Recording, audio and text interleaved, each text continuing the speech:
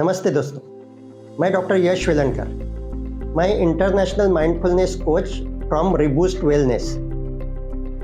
मैं डॉक्टर हूँ और इसलिए ये जानता हूँ कि अपने शरीर में जो बीमारियाँ होती है उनमें से 70% बीमारियों का कारण स्ट्रेस होता है।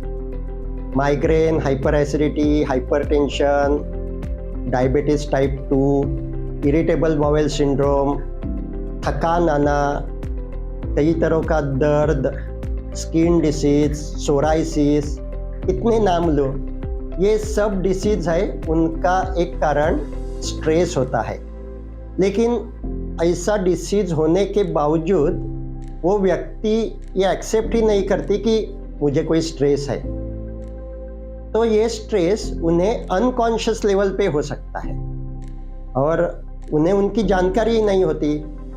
तो ऐसी ही एक कहानी, मेरे असली क्लाइंट की कहानी मैं यहाँ बता रहा हूँ। वो जो मेरे क्लाइंट है वो कॉरपोरेट में बहुत अच्छी पोजीशन पे है, सीनियर मैनेजर है और उनकी पर्सनैलिटी बहुत अट्रैक्टिव है।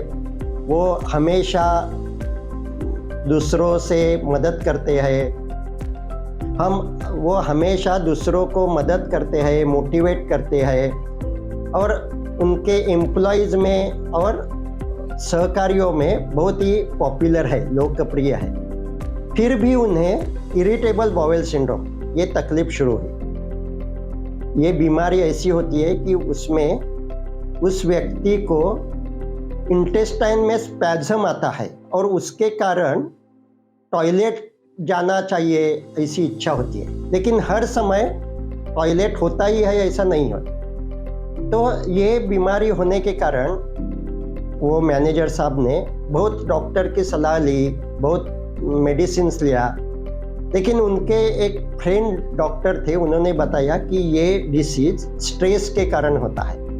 लेकिन अपने मैनेजर साहब तो वो एक्सेप्ट ही नहीं करते थे। वो कहते थे मैं हमेशा पॉजिटिव रहता हूँ, मुझ में कोई स्ट्रेस नहीं है। फिर भी उन्होंने बहुत से मेडिसिन्स ट्राई किए थे, तो इसीलिए वो डॉक्टर फ्रेंड ने उन्हें मेरे पास भेजा और वो माइंडफुलनेस सीखने के लिए और प्रैक्टिस करने के लिए तैयार हो गए। तो मैंने उन्हें माइंडफुलनेस का जो पहला एक्सरसाइज होता है, जो बॉडी स्कैन, वो सिखाया। वो एक तरह के परफेक्शनिस्ट थे, तो जो उनके बुद्धि को एक्सेप्ट हुआ है, इंटेलेक्चुअली जो उन्हें एक्सेप्ट हुआ है, वो उसकी प्रैक्टिस रेगुलर करते थे। तो वो माइंडफुल बॉडी स्कैन की प्रैक्टिस 1 महीना तक करने के बाद उन्हें अपने शरीर में जो कुछ हो रहा है, जिसे हम सेंसेशंस कहते हैं, वो महसूस होने लगे। पहले तो वो उन्हें महसूस नहीं होते थे।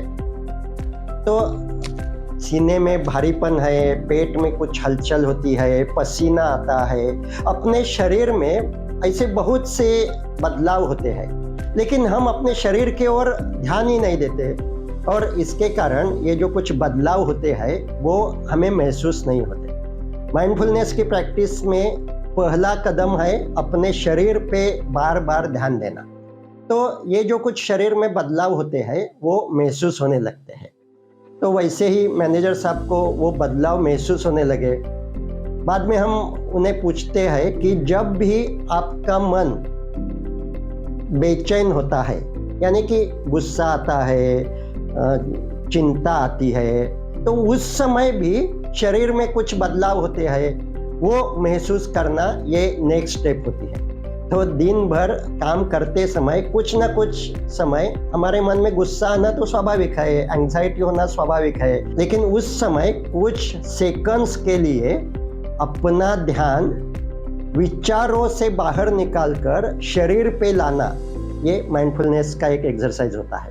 तो गुस्से के कारण शरीर में जो कुछ बदलाव होते हैं वो महसूस करना और उसका स्वीकार करना। ऐसा करने से वो गुस्से की इंटेंसिटी तुरंत कम हो जाती है। तो वो मैनेजर साहब ये भी प्रैक्टिस करने लगे। पहले तो वो एक्सेप्ट ही नहीं करते थे कि मुझे गुस्सा आता है, लेकिन लो इंटेंसिटी में गुस्सा हर एक व्यक्ति को आता है, उदासी कभी ना कभी आती है। अब वो उनकी जानकारी उन्हें होने लगी। और वो महसूस करने लगे कि जब गुस्सा आता है तो शरीर में भी कोई बदलाव होते हैं। तो 1 महीने के बाद नेक्स्ट सेशन में मैंने उनसे और एक एक्सरसाइज कर ली, और ये एक्सरसाइज अपने अनकॉन्शियस माइंड में जो स्ट्रेस होता है, जिसकी जानकारी हमें होती ही नहीं, क्योंकि वो कॉन्शियस माइंड में होता ही नहीं है, इसीलिए उस व्यक्ति को लगता है कि मुझ पर कोई स्ट्रेस नहीं है, मैं हमेशा पॉजिटिव फील करता हूँ, लेकिन वो अनकॉन्शियसली होता है। और वो ही ये मैनेजर साहब के मन में था, और इसीलिए उन्हें ये इरिटेबल बाउल सिंड्रोम ये प्रॉब्लम थी। तो माइंडफुलनेस का ये जो एक्सरसाइज है वो ये अनकॉन्शियस स्ट्रेस को रिमूव करने के लिए भी बहुत ही लाभकारक है, बहुत ही हेल्प करता है। तो इस एक्सरसाइज में हम उनके लाइफ में जो कुछ ऐसी इवेंट कभी अतीत में होती है, जिस इवेंट में उन्हें बहुत ही इमोशनल पेन होता है, कोई ना कोई दर्द होता है, एंग्जाइटी होती है, दुख होता है, ऐसी जो कुछ इवेंट्स है वो फिर से याद करने के लिए कहते हैं। तो ये मैनेजर साहब के लाइफ में 20 साल पहले एक ऐसी इवेंट हुई थी। एजुकेशन ग्रेजुएशन होने के बाद उन्हें एक स्कॉलरशिप मिली थी, और वो स्कॉलरशिप यूएस में सीखने के लिए और रहने के लिए उन्हें मिली थी। तो वो स्कॉलरशिप लेकर यूएस में गए थे, लेकिन वहाँ उन्हें 1-2 महीने में ही कोई फिजिकल प्रॉब्लम शुरुआत हुई। उनके स्किन पे बहुत ही फुंसियाँ आने लगी, छोटे छोटे एब्सेस होने लगे, और उसमें पस होने लगा। तो वहाँ के डॉक्टरों ने बताया कि ये कुछ एलर्जी का मामला है, और वहाँ की मेडिकल फीस थी वो बहुत ही थी, और वो मेडिकल फीस के लिए उन्हें स्कॉलरशिप नहीं थी। तो उन्हें बहुत ही स्ट्रेस होने लगा।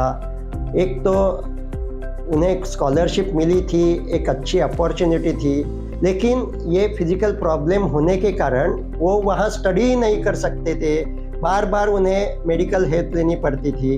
बाद में उन्हें ऐसा लगा कि हम ये स्कॉलरशिप को डिनाई करके फिर से इंडिया जाना चाहिए। तो वो जो महीना था वो उनके लिए बहुत ही स्ट्रेसफुल था। वो डिसाइड नहीं कर सकते थे यहाँ रहना है या पीछे जाना है, और वो सब इवेंट उन्होंने मुझे बताई। और अब मैंने उन्हें कहा कि वो इवेंट अब हो रही है, आप उस इवेंट से इस समय जा रहे हैं, ऐसी कल्पना करके वो विजुअलाइज करें कि उस समय जो कुछ आपका एनवायरनमेंट था, उस समय आपके शरीर में जो कुछ हो रहा था, और जब आपने ये डिसीजन लिया कि अब मैं यूएस में नहीं रहूँगा, मैं फिर से भारत जाऊँगा, तो वो जो डिसीजन आपने लिया वो अभी आपको विजुअलाइज करना है। तो मेरे सामने बिठाकर मैं ये एक्सरसाइज उन्हें इंस्ट्रक्शन देकर वो एक्सरसाइज करने लगे, और ऐसा विजुअलाइज करने के बाद 4-5 मिनट में ही उनके शरीर में बहुत से बदलाव हुए, और वो बताने लगे कि डॉक्टर मेरे सीने पे बहुत सी बोझ लग रहा है। तो मैंने उन्हें बताया कि अब विजुअलाइज न करके सिर्फ शरीर पे ध्यान दे दो, और शरीर में क्या क्या महसूस हो रहा है, कहाँ कहाँ कौन सी सेंसेशंस है, उस पे ध्यान देकर उसका स्वीकार करने की कोशिश करें। तो वो वैसा करने लगे, और वो बताने लगे कि सीने में बहुत ही धड़कन है और बहुत ही बोझ लग रहा है, किसी ने पत्थर रखा है मेरे सीने पे, ऐसा लग रहा है। तो मैंने बताया वो जो कुछ सेंसेशन है वो आप स्वीकार कर सकते हैं। तो वो बोले हाँ। तो जितने समय तक स्वीकार कर सकते हो तो वो स्वीकार करना है, उसे ये होना नहीं चाहिए, ऐसी प्रतिक्रिया नहीं करनी है, जानबूझकर ऐसी विचार नहीं करनी है कि जो कुछ मेरे शरीर में हो रहा है वो बहुत ही बुरा है। तो उन्हें तो माइंडफुलनेस का ये टेक्निक मालूम था, क्योंकि पहले 1 महीना उन्होंने ये प्रैक्टिस की थी, शरीर पे ध्यान देना और शरीर में जो कुछ महसूस होता है उसका स्वीकार करना। अब वो बताने लगे कि पेट में भी बहुत हलचल मालूम होती है, पेट में जलन मालूम होती है, तो वो उसका भी स्वीकार कर सके। और एक 10 मिनट के इस एक्सरसाइज के बाद मैंने उन्हें रिलैक्सेशन टेक्निक सिखाया और ये एक्सरसाइज उस समय तो ख़त्म हो गई, लेकिन मैंने उन्हें ऐसा बताया कि ये एक्सरसाइज आपको हर रोज़ कम से कम 10 से 15 मिनट तक करनी चाहिए। वो तो परफेक्शनिस्ट थे और उन्होंने ये एक्सरसाइज वैसी ही हर रोज़ की और 15 दिन के बाद उनका इरिटेबल बाउल सिंड्रोम का जो कुछ प्रॉब्लम था वो नहीं रहा।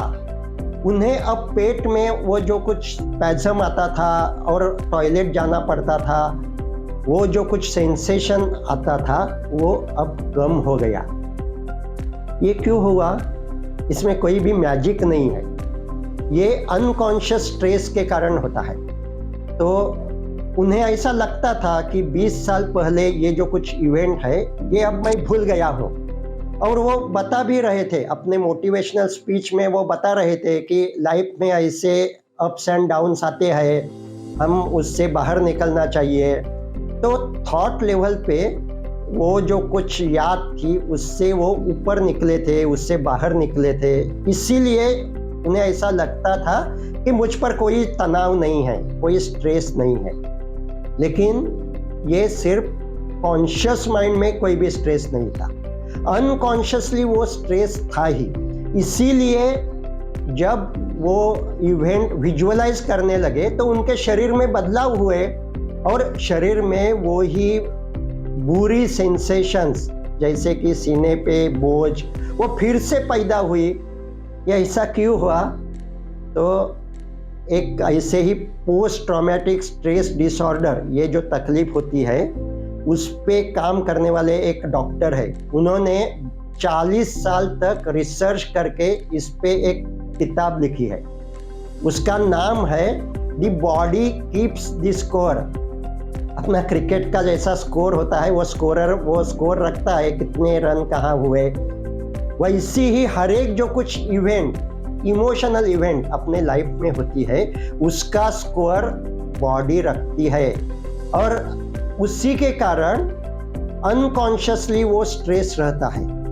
तो पोस्ट ट्रॉमेटिक स्ट्रेस में ऐसा ही होता है, बचपन में कोई बुरी घटना होती है, सेक्सुअल असॉल्ट होता है, लेकिन उसका जो कुछ इफेक्ट है वो बॉडी में रहता है, लेकिन उसका जो कुछ इफेक्ट है वो बॉडी में रहता है।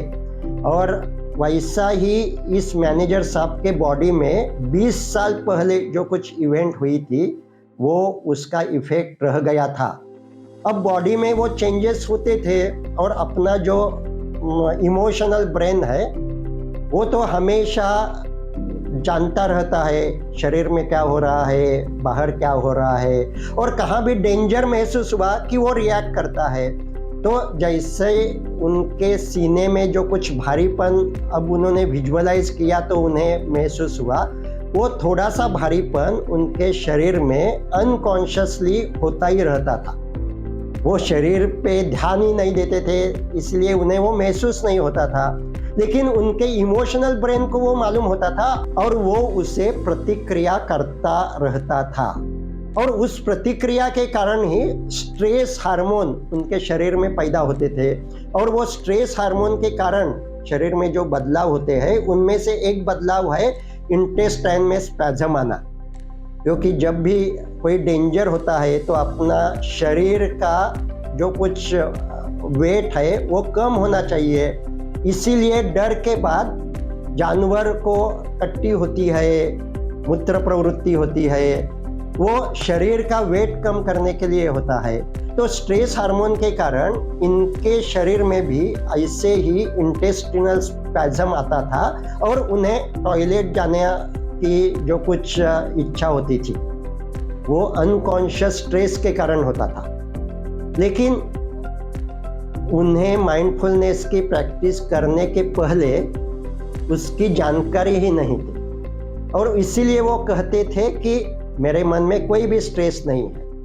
लेकिन हर एक व्यक्ति में जिन्हें ये स्ट्रेस इंड्यूस फिजिकल डिसीजेस है, माइग्रेन है, हाइपर एसिडिटी है, शारीरिक दर्द होता है, बहुत सी थकान होती है, सोराइसिस होता है, बार बार एक्जिमा होता है, ये सब जो कुछ फिजिकल प्रॉब्लम्स है जिसमें हाइपरटेंशन और डायबिटीज टाइप 2, हार्ट डिसीज, ऐसी गंभीर बीमारियां भी होती है, ये सारी बीमारियां अनकॉन्शियस स्ट्रेस के कारण होती है। और जिन व्यक्ति को ऐसी कोई ना कोई बीमारी है, उसे माइंडफुल होकर अपने अनकॉन्शियस में क्या स्टोर हुआ है उस पर ध्यान देना चाहिए। और जो कुछ ऐसी बैड मेमोरीज शरीर में स्टोर होती है, शरीर में जो कुछ वो स्कोर होता है, वो ऐसी प्रैक्टिस से वो क्लीन कर सकता है। और ये बीमारी का जो एक कारण होता है, बीमारी की जो असली वजह होती है, वो पूरी तरह से निकाल दी सकती है। और हाइपरटेंशन भी रिवर्स हो सकता है।